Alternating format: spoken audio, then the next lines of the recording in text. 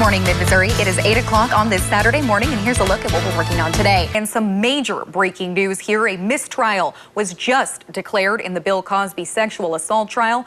Jurors say they are deadlocked for the second time. And President Trump is back in the U.S. this morning after a successful trip in Paris. The president tweeted that he and French President Emmanuel Macron had, quote, great conversations. ABC 17's Kirsty Crawford joins us live from that Eagle Stomp now. And Kirsty, the Eagle Stomp was closed off this morning. We saw lights off and gas pumps off around 2:30 a.m. I gotta be able to get outside at some point. It's just gonna be beautiful. You brought LA to Missouri with you, and I really appreciate that. Thank you so much. I'll take that. All right. Now, with these three particular cases, they say that a violation does exist because of these weeds and overgrown grass that you're seeing here where I'm standing. Right now is 6:02, and this morning, Texas continues to deal with major flooding in the wake of Tropical Storm Harvey. ABC 17's Joe McLean has been in Texas for the past few days now. The Missouri State Highway Patrol tells us they've been preparing for the eclipse since March, working with federal, state, and local agencies.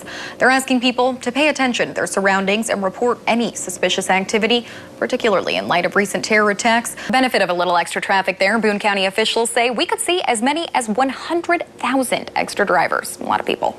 And overnight, no one is apparently hurt after a fire at an apartment complex in California, Missouri. Now take a look at this. A viewer sent us this photo on Facebook. Scary stuff. Yeah, Joey, I'm actually standing on top of the bridge right now. This is just over the Moreau River, and you can see behind me just how incredibly steep this area is and how big of a drop that is into the water. We actually haven't been able to get up here all day because the family has been in the area. We saw what appeared to be the family of both of the victims, and we wanted to keep our distance because they were incredibly distraught, as you can imagine. Yeah, Joey, and if Hurt's name sounds familiar to you, that's because he's appeared in our newscast before. He was arrested in connection to a shooting in Central Columbia back in 2016. This, of course, comes after a weekend of some treacherous winter weather. And overseas this morning, the people of France now officially have a new president. The city of Columbia could possibly owe a previously convicted murderer more than $200,000. Ryan Ferguson was convicted, then later acquitted in the murder of the former Columbia Tribune sports editor. Now that's when a driver in the northbound lane, which is the lane that's farthest from me right now, crashed into that teen because she didn't have any time to stop. Guys, yeah, Marissa and Joey, this is a pretty big deal. We've been waiting for months to see how the UM system budget would finally shape up, and now we're going to get an answer. Take a look here. In the School of Business, MU is saving money in salaries thanks to 4 people who are recently retired or resigning. And we are also continuing to monitor power outages this morning. Right now, more than 400 people are without power in Columbia. And we also know 446, it looks like. We actually have not been able to pull this up all morning because we were part of that power outage. Yeah, absolutely. I was going to say just even read a book outside since the temperatures are going to be just a little bit more comfortable than normal. And this morning, Missourians are waking up to some new laws after the end of the legislative session last night. Democrats say the Republicans have set a record for the fewest number of bills passed in a regular session in state history. Republicans, however, say quality is more important than quantity. Now, the highlights of what passed include Real ID, which means Missourians can now get a federally compliant license that will let you get on an airplane. Senate Bill 43 passed as well. That makes it harder to prove workplace housing and discrimination in court. A bill that prohibits local governments from enacting minimum wages higher than the state's minimum wage also made it through at the last minute. But ethics reform failed to limit lobbyist gifts to elected officials. Lawmakers will reconvene in September for the veto session.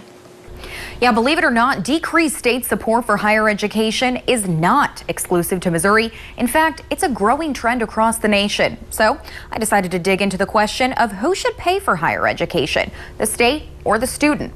I can tell you this much, it is not an easy answer. Sam Willow is a junior at Mizzou who's studying political science. He says he chose to attend MU because the cost made it the most practical option. Still, he will graduate thousands of dollars in debt. It's terrifying. I mean, my dad is still paying off his student loans from law school. So, and the price has only gone up, and a law degree has become worth less. Sam's story speaks to a greater trend across the nation as the burden of paying for higher education shifts from the state to the student. Lower levels of state support that lead to higher tuition is a phenomenon that we're seeing all across the United States. Statistics support what President Choi is saying. Since the recession in 2008, state spending per student has decreased in almost all 50 states. President Choi says he expects about $30 million in state funding to be cut from the UM system's core budget. A $30 million cut is a significant cut to our budget. It represents, in essence, eliminating half the funding for UMSL that comes from the state.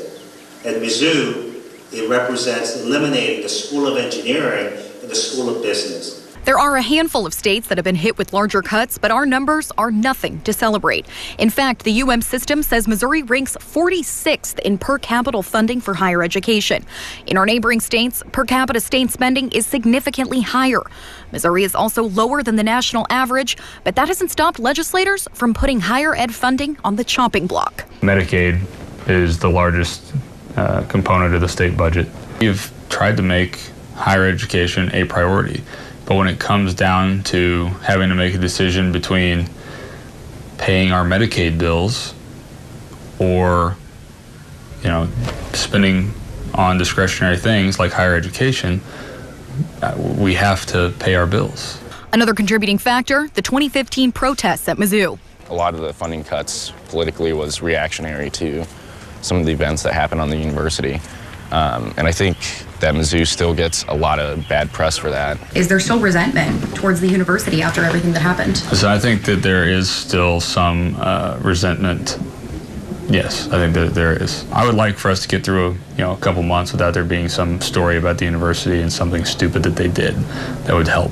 If the resentment is shared by cutting our budget, I'd like to ask you to reflect on the impact to our students. In his first president's report last week, Dr. Choi said he estimates the UM system's economic impact to be between $3 and $4 billion.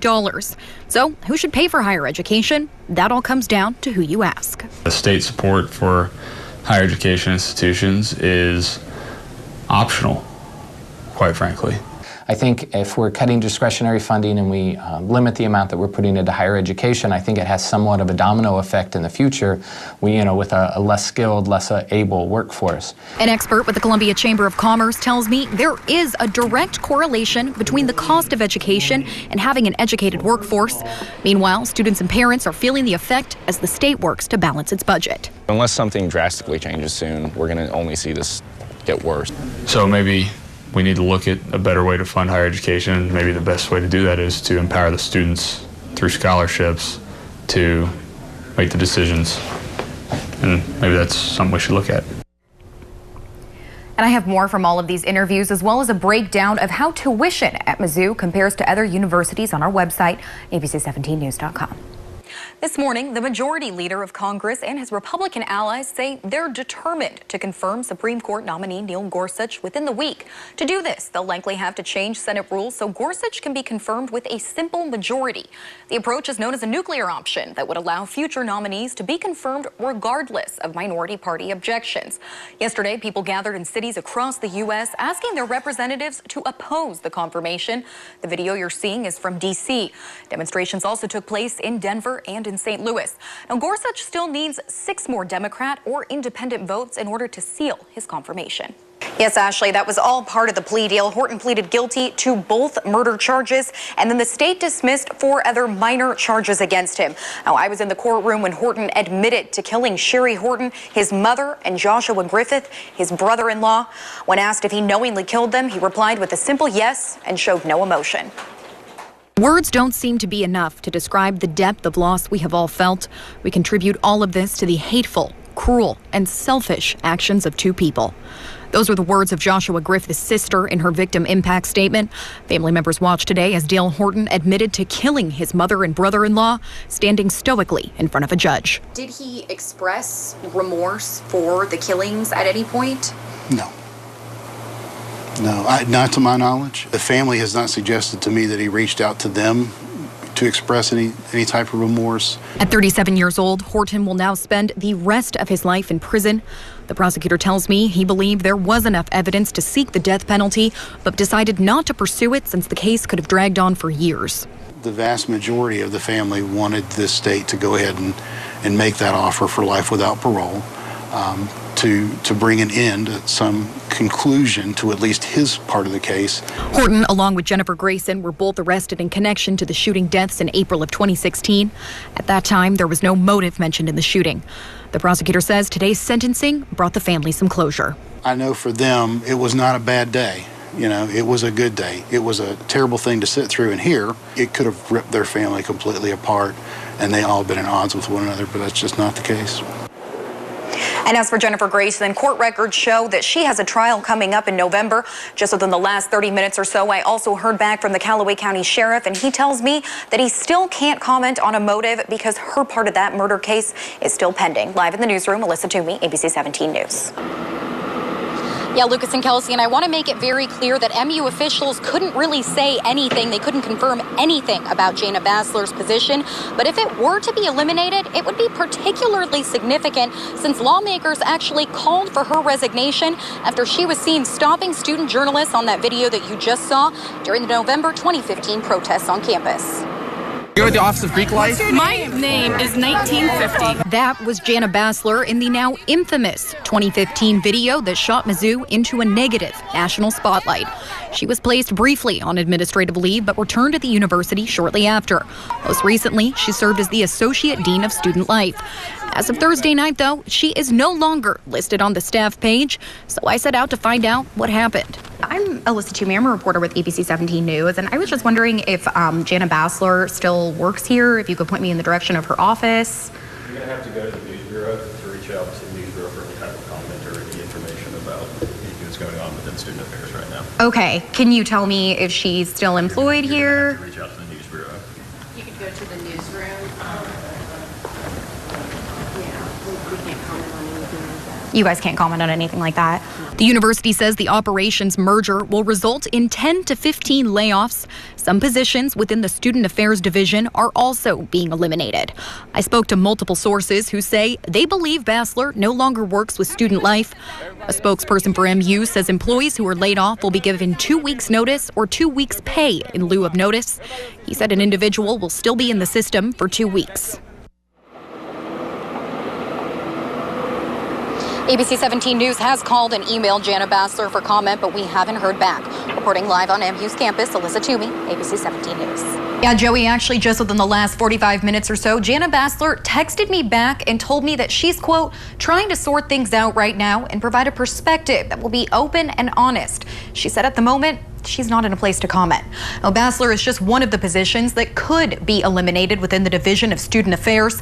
A post on Mizzou's website that you see on your screen there says they don't know how many positions are being eliminated, but this is all part of a major shakeup in the division.